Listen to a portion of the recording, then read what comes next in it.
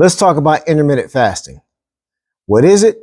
What it's not supposed to be, some of the benefits, things of that nature. Now, before I start this, take in mind that I'm not a scientist. However, the experience that I'm speaking on is my own personal experience. So that's why I'm going to recommend certain things, not recommend certain things, and, things of that nature. So intermittent fasting is when you restrict your time for eating within a certain window, and you have a time for fasting within a certain window.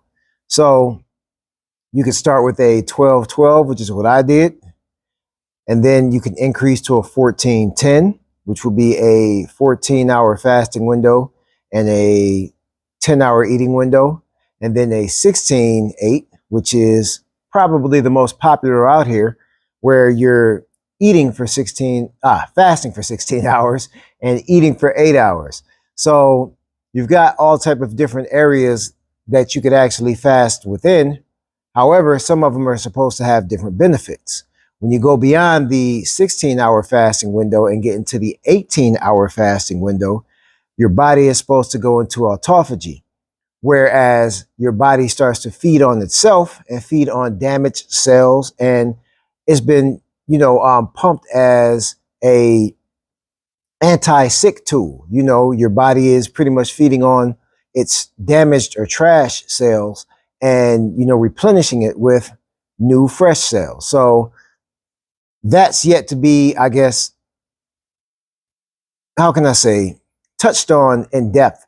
It is and it's not. And that's the thing that really annoys me a little bit about this topic, or about fitness topics in general. You can go right now and find something that agrees with autophagy just as fast as you can find something that disagrees that autophagy even exists. Anybody could put anything on the internet, and, you can find science articles that agree with your narrative, which is one of the biggest flaws in the fitness industry. You can go find something that disagrees with it, and then you can find something that agrees with it, and then both of you will sit here and claim science-based topics.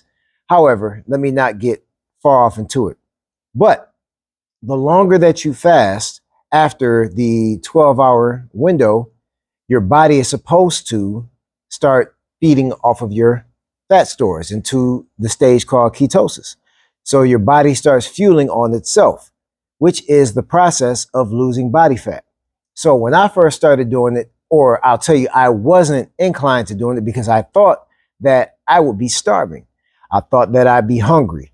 I thought that, this makes no sense. I'm not going to starve myself to lose body fat. However, I couldn't have been further from right, or further from wrong. It worked for me. But what I did was I started with the 12-hour window, 12-12, to kind of getting acclimated to not eating for that, quote unquote, back in the day, long period of time. Back in the day, I thought 12 hours was a long period of time.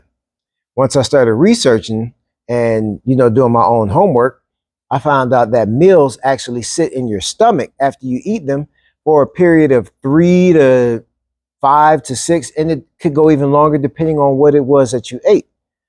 So what was told to me, or what I read, was that your body, as far as the digestive system, never gets a break. So it can speed up the aging process. It could actually make you sick because your body is never fully at rest. So you should fast to give your body a rest. You should fast to give your digestive system a rest. And you get these other benefits like, fat loss and things of that nature, lower blood pressure, better insulin resistance, all of that. However, so I started with the 12-12 window, and then I went to the 14-10 window. And I did all this during the COVID shutdown, when nobody had to go to work, nobody had anything else to do. So why not put myself through my own experiment, right? Be my own lab rat. But yeah, so I went to the 14-10 window, and I got acclimated to that. During the fasting window, I also did fasted cardio. So I would run a few miles, get my body used to doing that. And it was an adjustment period. I had to get used to hearing my stomach make all of those glorious hunger noises or whatnot. And then I jumped over into the 16-8 lane. During the 16-8 lane, that would have given me, remember, after 12 hours, that's when your body's supposed to dive into feeding on this fuel source, which is stored body fat for fuel. So that gave me a 4-hour window of, fat loss. So from what I read, fat loss. So I would still keep my cardio there, my fasted cardio. I wouldn't do anything but fasted cardio and maybe my calisthenics, push-ups, squats, crunches, or whatever the case is. But I kept my activity low. I did not hit any weight training until I broke my fasting. I will tell you this. I got in some of the best shape of my life. And I'm back on it right now. But I hate that I ever let it go. I hate that I ever stopped that lifestyle and took a break from it, because I did get in the best shape of my life. I actually got back down to my college weight, which was 187 pounds. Now, caveat, most men want to do what? Get over 200 pounds. Let me tell you all something. If you have no NFL combine to meet, if you have no weight class to fight in, if you don't have to get to 200 pounds, don't do it. For one, it's one of the most overrated experiences in the world, because if you're not careful, you'll lose mobility. You're carrying a lot of weight, and 200 pounds being maintained the correct way with diet and, exercise, it's a lot of work, and it's the most overrated experience I've ever experienced in my life. Right now, I'm sitting at about 207. I'll be getting back out of these 200s and saying goodbye to it forever. But I digress. The 200-pound gang, I left it and got down to 187. I was mobile, flexible, energy was up. Right now at 207 pounds, I have to take power naps. I get tired. I was not experiencing any of this. I was a lot more vigorous, a lot more flexible, a lot more youthful feeling. I felt rejuvenated, under 200 pounds. So I'm advising fellas who don't have to meet a certain weight class, get up out of there.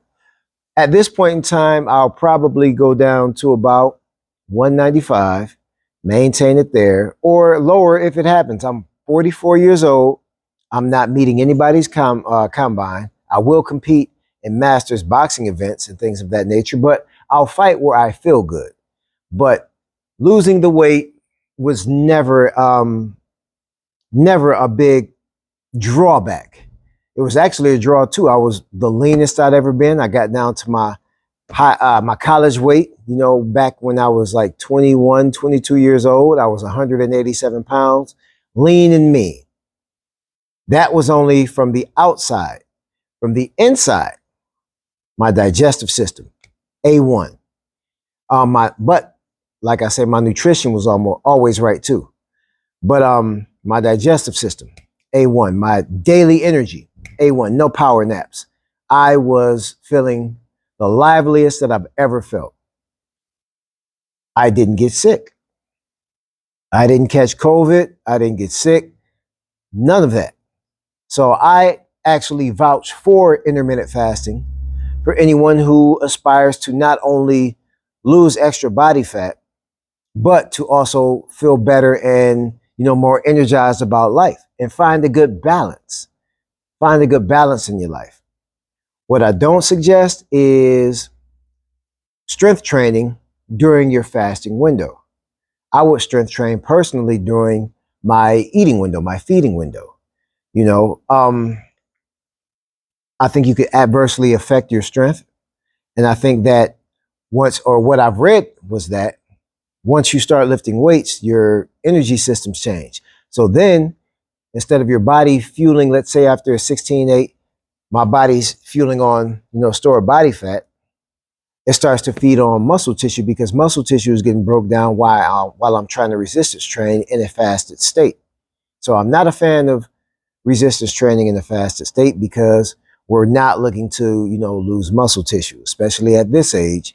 You're trying to hold on to whatever it is you can, or, build more. So the activities that I suggest within your intermittent fasting time is your fasted cardio, calisthenics, and that's about it. Your stretching, you can do your stretching too, but I don't suggest weight training during that period of time. I suggest you start with a 12-12 if you've never done it before. Your body's got to get acclimated to it. The only thing that you could consume during your intermittent fast is black coffee, straight black coffee, not the candy. Don't put your additives in there, your sugars and your creamers and all of that. Don't turn your coffee into candy. Drink the motor oil. So drink that. Drink water. You can drink tea, not with honey. You don't want to put any additives in there. You don't want any calories in there. So you've got to make sure that you're drinking your water, black coffee, teas, your variations of teas. Steep your tea. Don't go to the store and buy any pre-made, stuff like that. Obviously, I'm not in my fasting window right now. But yes, 0 calories. As far as getting some minerals in your fast, as far as not drinking straight water, you could put pink Himalayan salt in your water, but not too much. Just a little bit of pink Himalayan salt in your water.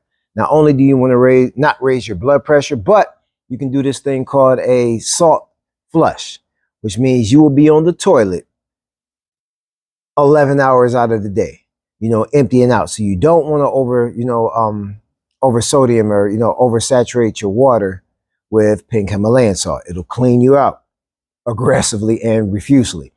So yes, I put a little bit of pink Himalayan salt in a big gallon of water. Go from there. I drink my black coffee, and that's it during my fasting window. Right now, I'm so locked into it that I couldn't even force myself to eat during my fasting window. I look at food in almost disgust before it's time for me to start eating. So right now, my timing frame, I tie my sleep into my fasting. This is a very important fact too. Tie your sleep into your fast. Therefore, if you are an 8-hour sleeper, all you have to do is cut your fast off 4 hours before you go to sleep, and then don't end your fast until 4 hours after you sleep. I hope that makes sense to you. So me, I sleep about 6 hours a night. So I'm stopping a bit earlier or whatnot. So I would either fast from 6 in the evening until 10 in the morning, or 7 in the evening to 11 in the morning. Now, there are times where I do cut back to the 14-10 because this thing is not supposed to be perfect. None of it is. None of this fitness stuff is supposed to be perfect. Don't try to perfectionize anything. So I have a wife and 2 kids. If we're going to go out and eat at whatever time, I'm not going to sit here and miss time and experiences that I'm having with my wife and kids for an intermittent fast. I'll break that fast, or I'll fast later, start my fast later and push it off until, a later time as far as breaking my fast. Later on, I'm going to enjoy my life, and I want you to enjoy your life too. So don't get so overzealous in this fitness industry that you push away times and experiences that you can't get back. Of course, remain disciplined. Like I live by the 85-15 rule. So 85% of what I'm going to do is going to be A1. 15, I can waver because I'm going to experience life. I'm going to have a cheat meal every now and again. I'm going to enjoy my family, my wife and my kids, because time is something that you can't get back. And if you're too busy being an awkward individual where you can't even spend time with your wife and kids, then you might want to rethink what it is you're doing, or your family or your loved ones or whatever it is. There's got to be a balance. 85-15, maybe 80-20. That's a good balance for me. When I'm really locked in, I might go, 90-10 or something like that when it comes to fight camps or whatever. But yeah, you don't want to get over the top with this thing. So you still want to leave those variations, those windows of variation as to where you can go out and enjoy your loved ones. Hopefully, your good habits will rub off on your loved ones though, and they'll, convert over to where you're at, or meet you in the middle or something, or respect you. But however, there are all those times where I waver and falter from a 16-8 fast to a 14-10 fast, and then I might do an extended fast when I'm not obligated to be around my wife and kids. So let's say on Saturday when I'm running the capoeira class and I just happen to fall into an 18-6 fast or whatever the case is. If it happens, it happens. When life gets moving, it gets moving. However, no matter how long the fast is, 12 hours, 14 hours, 16 hours, 18 hours, some people go 20 hours or whatever the case is. Within that feeding window, I am going to make sure that I get the recommended amount of calories that I'm supposed to get. Intermittent fasting is not a tool for you to use to skip a meal or to add to your caloric deficit. That is not what you're supposed to do. You're supposed to dive into that body fat for that amount of time and then make sure that you get your recommended amount of calories. If not, you can get sick. You will get sick. You'll get cold because your body needs a certain amount of calories daily, and everybody is different. This number is different for everybody. Go get it checked out. Look up a basal metabolic rate calculator online or whatever. But you have daily requirements for your body that you need, that you have no control over. Your heart beating, your lungs functioning, your body temperature regulation, your cell regeneration, breathing, whatever the case is. You have body functions that you have no control over. But guess what? They still have to have their correct amount of calories a day so those functions can function properly. If not, you can damage your CNS, your central nervous system, and there are a lot of other things that can go wrong with you, and you'll be more prone just to be sick.